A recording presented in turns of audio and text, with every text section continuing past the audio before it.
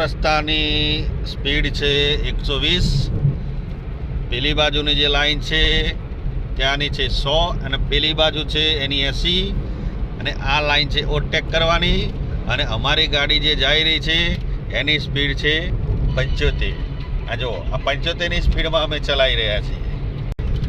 સ્પીડના પટ્ટા ભલે ગમે તે જેટલા હોય પણ ગાડીનું સ્ટીયરિંગ આપણા હાથમાં છે, સ્પીડ પણ આપણા હાથમાં છે. કેવી રીતે ગાડી ચલાવવી, કેવી રીતે નહીં એ આપણે ધ્યાન રાખવાનું.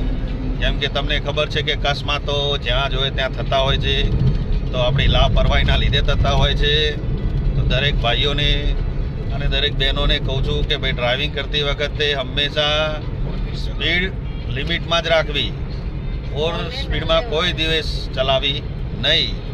બરાબર? અરે વિડીયો બનાવતો નહીં, આ તો ખાલી સમજવા માટે. અરે આ રહ્યું ને આ બહુ હોય ને, બહુ ચાપલા હોય આ લોકો. આ લોકોને ખબર નહીં પડતી કે આપણા કોકને સમજાવવા માટે, કોકને પ્રેરણા આપવા માટે આપણા વિડીયો બનાવતા હોય, પણ આ લોકોની બુદ્ધિ જતી રહી હોય, સ્ક્રૂ ઢીલો હોય. ભગવાન જેવા ભગવાન નહીં સમજ્યા હે છોકરા? ભગવાન સમજ્યા? नारी है सब पे बारी, तो भी भगवान नहीं समझ सके तो हम कहाँ से समझेंगे भाई. तो जय माताजी, जय श्री कृष्ण. मौज में रहो, मस्त रहो, तंदुरुस्त रहो. जय मेलडी माँ, जय गोगा महाराज.